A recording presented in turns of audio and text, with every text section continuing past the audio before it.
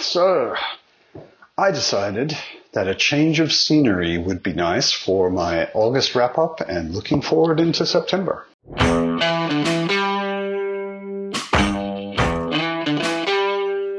This is actually where I usually sit when I'm reading, if I'm not reading in bed. This is my living room. A little different than my office where I usually shoot. I wanted to put together, like some people do, a wrap-up of what was August and a looking forward into what will be September. So as you know, if you're not here for the first time, August was a big month for me. I started a booktube channel. It's been a little adventure, really. I've had a lot of difficulty with technical stuff. I've screwed up some videos I shot, which will never go online. I've shot things multiple times because microphones died and things just didn't work the way I wanted. But it's been really exciting. I'm a little overwhelmed to say that as of right now, as I'm recording this, I have 81 subscribers. I've been doing this for 2 weeks. That seems kind of crazy to me. I know it's a tiny little milestone, but when I hit 50 subscribers after about a week, I was super excited. It wasn't worth making a celebration video or anything for, but I personally was really excited. I drank a beer in celebration myself. I have been kind of surprised and overwhelmed at how amazingly welcoming everyone has been.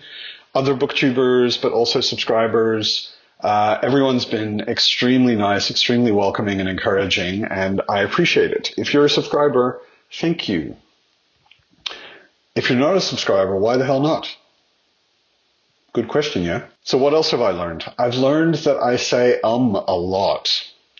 Recording video is a great way to figure out how unconscious your speech patterns are. I'm practicing. I'm trying to get better. I've also learned, connected to that editing is a lot easier and quicker if you actually record well to start with. So I'm learning slowly to be a little more conscious of how I speak, what I say, when I say it, and just being able to get a good recording down so that editing does not take hours and hours, which it has so far. I've also learned through running a booktube channel that I am a very slow reader. This actually honestly surprised me. I have friends, all of my friends read, but they don't read quite as much as me. So if I told them I read 4 or 6 books in a month, they all look really amazed. They think that's insane. And then I ran into Josh at Red Fury Books, and his wrap-up of, I think it was July, where he read 14 books.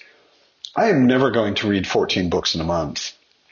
For me, a realistic reading goal for a year is 50, 60, maybe 70 is pushing it, books in a year. I read a lot of thick books, and if they're thick books, I'm probably getting 4 done a month. If I get 6 done a month, I'm quite proud of myself. I don't listen to audiobooks. I don't really have a life. I used to, but I don't really have a life at the moment where I have to commute or do things where I've got time where I could just listen to something. Basically, if I have time to listen to something, that's time I could be reading as well. So it would be a choice between one or the other, and I prefer printed things. I also did an impromptu question or survey on one of the Discords. I think it was the Grimoire Discord. I asked people how many books at once do they read?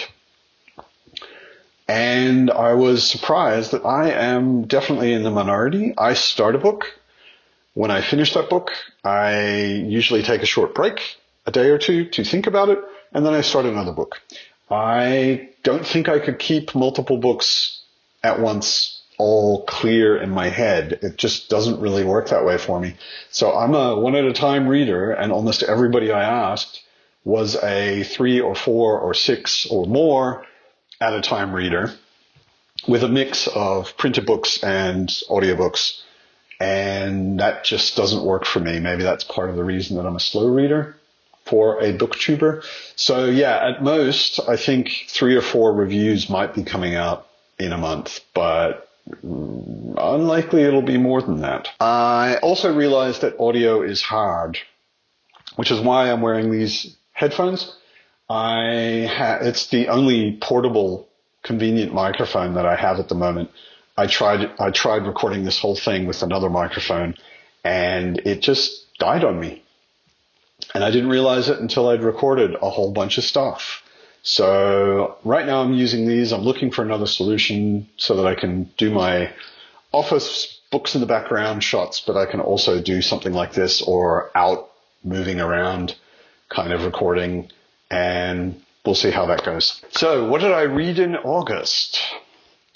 Well, you already know about this if you've been on my channel. I started a reread of the Malazan Book of the Fallen with the first book, Gardens of the Moon. I've already put up a review about this. Have a look. It's a great book, and it's the doorway to an amazing series, probably my all-time favorite series. So highly recommended. Then I moved on to The Gutter Prayer, the first in the Black Iron Legacy trilogy. I also have a review up for this. Check that out. It's really fun. It's a nice break from Malazan because it's just a bit more of a quick adventure, super interesting world with horror elements, steampunk. It's a really, really good debut novel. Considering it's his first novel, it's great. And I really enjoyed it.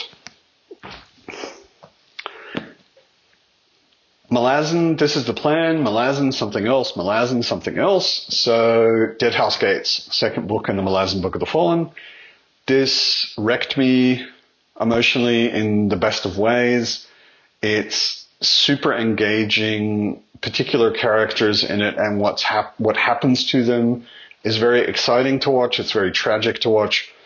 It's a book I needed a break from and a break after. I didn't read anything, I think, for 3 or 4 days after this, just because it was so occupying my mind and I wanted to give it space.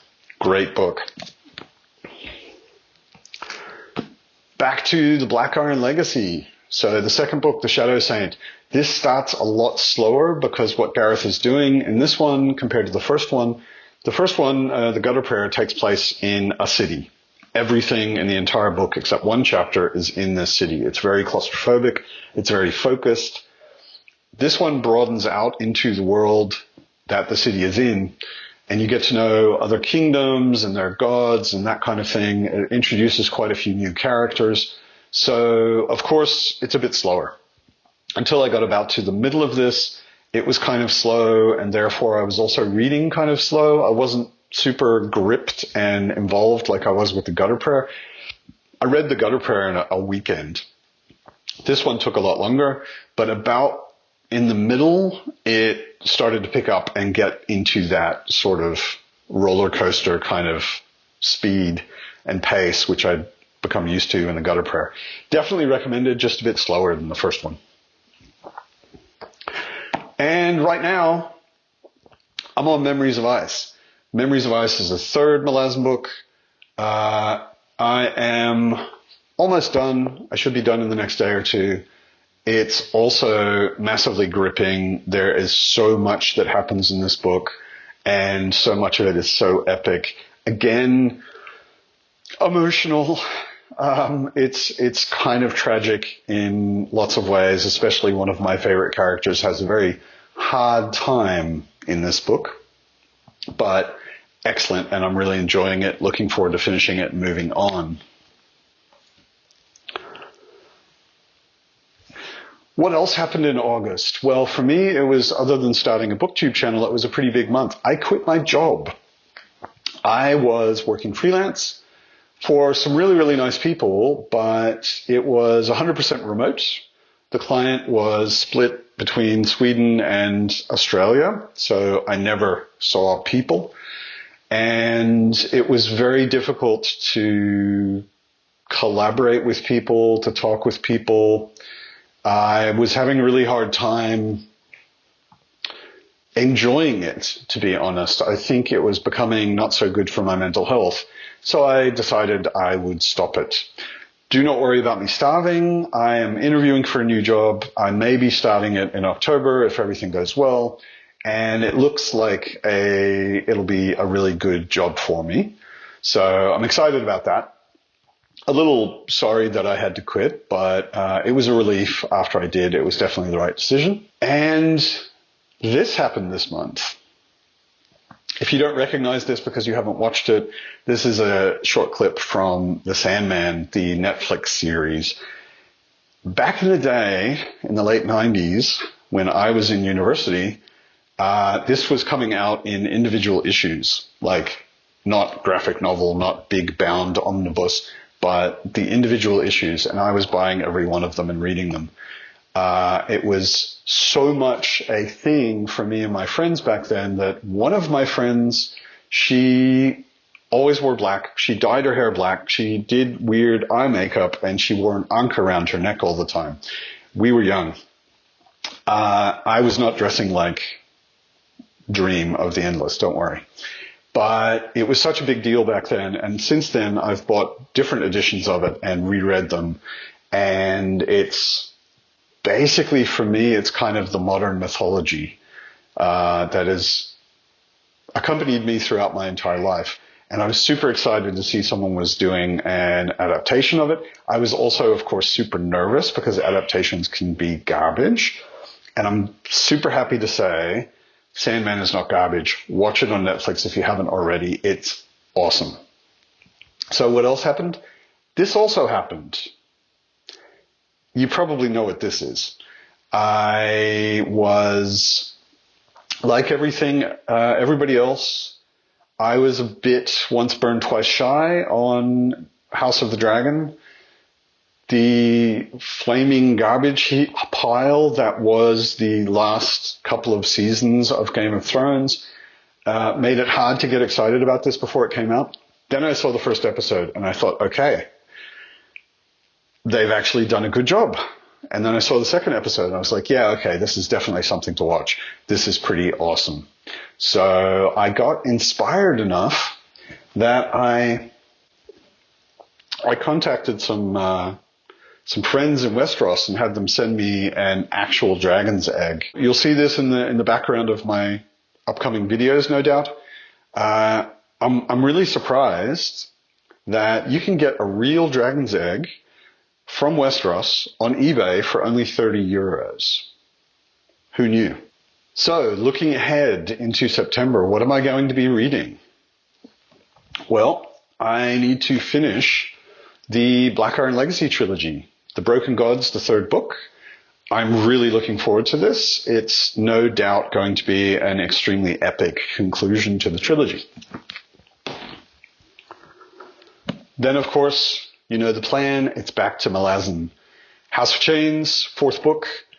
I have a pretty poor memory, as I've said before, and I remember scenes from this book, but what's happening in the book and what the thrust of the plot is kind of vague in my mind right now. So I'm looking forward to reminding myself what an awesome book it no doubt is. I had mentioned in my TBR video that I have some things for after the Black Iron Legacy, Jade City, Discworld, the City Watch books from Discworld, and Malice, the first book of the Faithful and the Fallen. I thought about it, and the one I'm most excited about is Malice. So this is on my September TBR. John Gwynne seems like a guy I want to have a beer with. So if you're in Berlin sometime soon, John, let me know. Everybody raves about these. I've heard almost nobody say anything bad about them.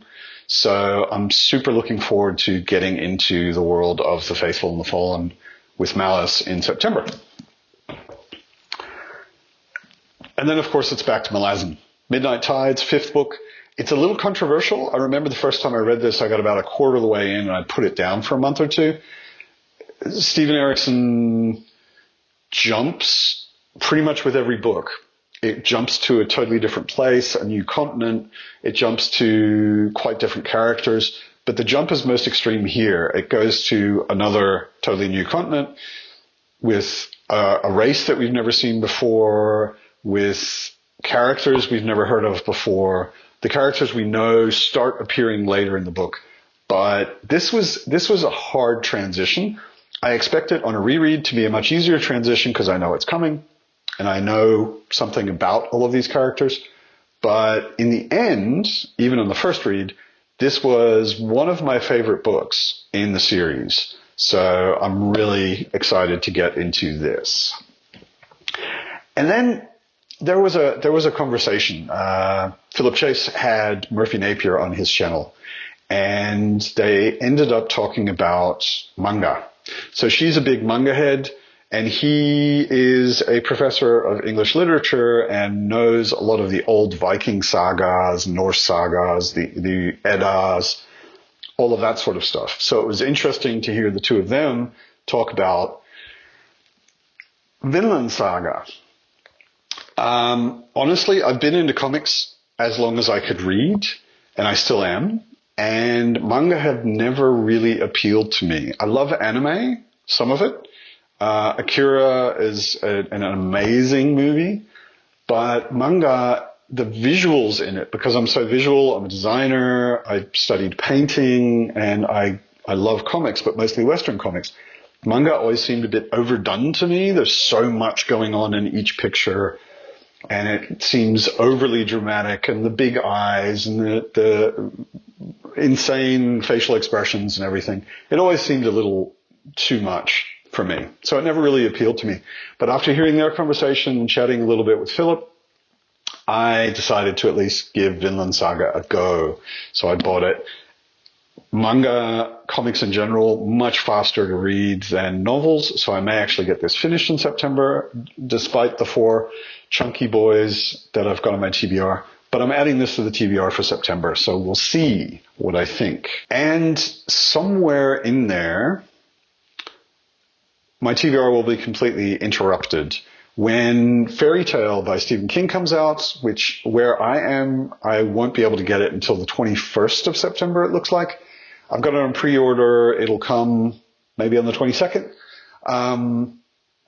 As soon as I can get hold of that, I will probably drop whatever I'm doing and read that. I'm a huge Dark Tower fan.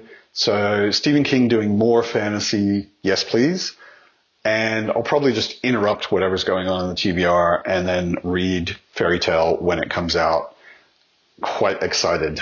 So lastly, looking a little bit further forward, I had a little chat with Philip Chase. He very, very graciously invited me to be on an episode of Dear Dr. Fantasy, which I am honored and extremely excited about. We haven't scheduled anything yet. It looks like it'll be late September, maybe early October even. But I just wanted to share because, like I said, I'm super excited. That looks like a lot of fun. The other chat that is in the calendar, or almost in the calendar, is I was texting with Gareth Hanrahan, the author of The Black Iron Legacy, and he said he'd be super happy to have a chat with me. So I will be doing an author interview with Gareth Hanrahan, also probably towards the end of September. I want to finish the trilogy first, do the reviews that I want to do, and then have a chat with him afterwards. So that is something to look forward to, at least for me, coming up maybe in late September. Otherwise, it's been a super exciting month. A hell of a lot has happened. My head is slightly spinning, but I'm really, really enjoying having a booktube channel and talking to all of you in the comments and doing these videos for you. So I look forward to keeping doing that. So as always, keep reading awesome books, and I'll see you next time.